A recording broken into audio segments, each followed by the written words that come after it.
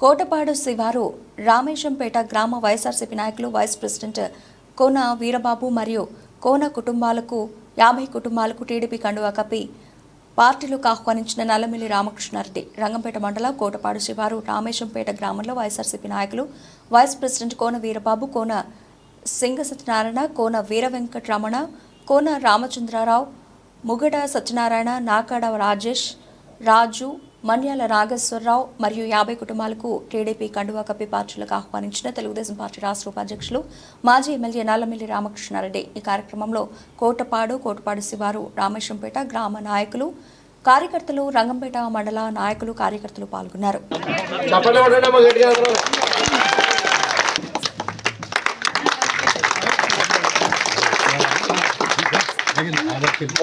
సత్యనారాయణ గారు, వాకాడ రాజేష్ గారు,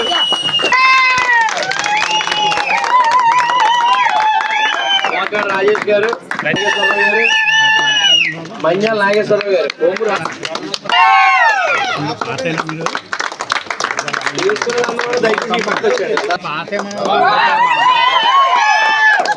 గణేష్ గారు, శరణ్ ఇది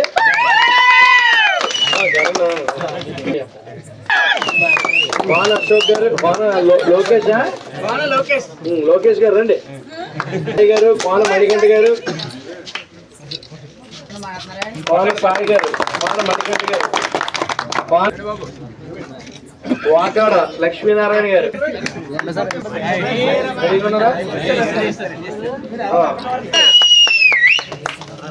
వెంకన్న గారు, ముగడ చక్రధర్ గారు, కొత్తని వెంకన్న గారు,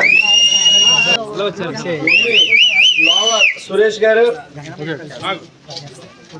గింజాల సాయి కుమార్, లోకేష్ గారు, సర్వశుద్ధి దుర్గారావు గారు, బొద్దాని అయ్యప్ప గారు, సుమారు 50 మందికి కోన వీరబాబు గారి ఆధ్వర్యంలో మరి కండువాలు జాయిన్ చేసుకోవడం జరిగింది. వారందరికీ కృష్ణ గారి చేతుల మీద జాయిన్ ప్రతి ఒక్కరికి కూడా పేరు పేరున తెలుగుదేశం పార్టీ తరఫున ఆహ్వానం పలుకుతూ మీరందరూ కూడా ఇదే ఉత్తేజంతో అభ్యర్థి రామకృష్ణారెడ్డి గారి గెలుపుకి కృషి చేయాలని మిమ్మల్ని అందరినీ కోరుకుంటూ మరి వెంకటరామన్ గారు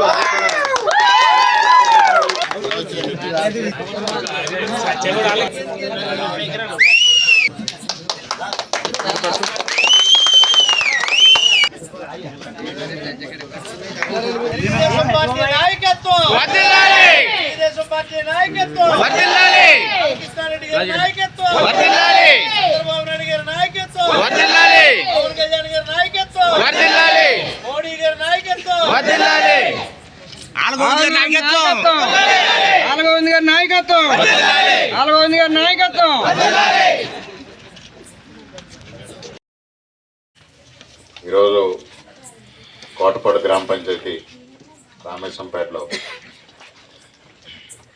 వైఎస్ఆర్సీపీ నుంచి తెలుగుదేశం పార్టీలోకి చేరికల సందర్భంగా ఏర్పాటు చేసిన కార్యక్రమానికి అధ్యక్షత వహించిన జిల్లా తెలుగుదేశం పార్టీ ప్రధాన కార్యదర్శి ఆళ్ళ గోవింద్ గారికి, జిల్లా తెలుగుదేశం పార్టీ సంస్కృతి విభాగం అధ్యక్షులు దేవానందరెడ్డి గారికి, సత్యబాబు గారికి, వెంకట చౌదరి గారికి, అదేవిధంగా వెంకన్న గారికి, మరి భాస్కరరావు గారికి, సింగ్ గారికి, ఇప్పుడు నూతనంగా మరి పార్టీలోకి చేరుతున్న గ్రామ ఉప సర్పంచ్ వీరబాబు గారు, జనసేన అధ్యక్షులు వీరబాబు గారు, అదేవిధంగా సుబ్బారెడ్డి గారు, ఇక్కడ వీరబాబు గారితో పాటుగా చేరుతున్న వారందరికీ హృదయపూర్వకంగా ఆహ్వానం పలుకుతూ చాలా సంతోషం.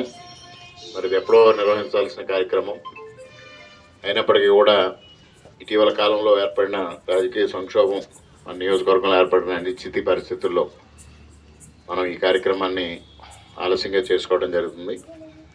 మరి అయినప్పటికీ కూడా ఒక రాజకీయ అనిశ్చితి వచ్చినప్పటికీ కూడా ఎక్కడ వెనక తగ్గకుండా ఇవాళ తెలుగుదేశం పార్టీ కార్యకర్తలు గత నెల రోజులుగా ఇక్కడ ఈ నియోజకవర్గంలో తెలుగుదేశం పార్టీని కాపాడుకోవాలనే లక్ష్యంతో పోరాటం జరుగుతూ ఉంది.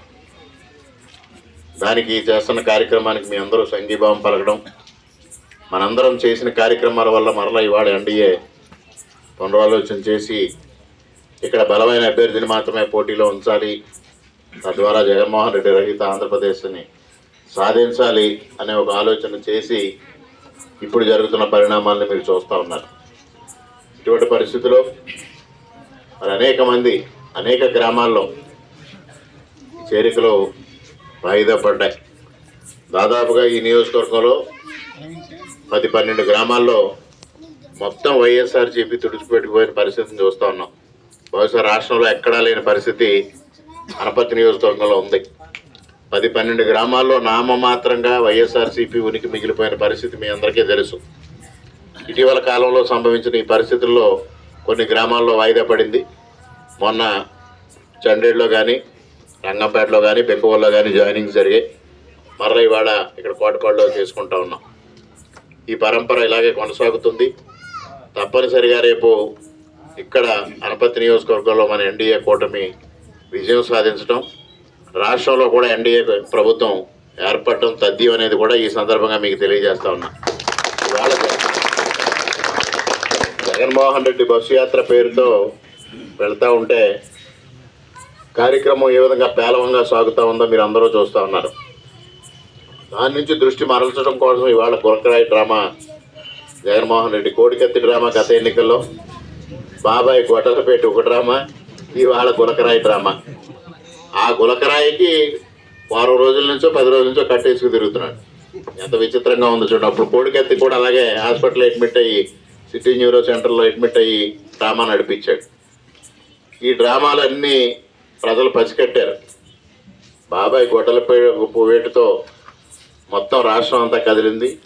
ఆ రోజు నారాసుర రక్త చరిత్రని ఆ విషయాన్ని చంద్రబాబు నాయుడు గారి మీద తోయడం, కోడికత్తి డ్రామా ఆడి అది కూడా చంద్రబాబు నాయుడు గారే చేశారని ప్రచారం చేయడం, తద్వారా 2019 ఎన్నికల్లో లబ్ధి పొందడం కూడా జరిగింది.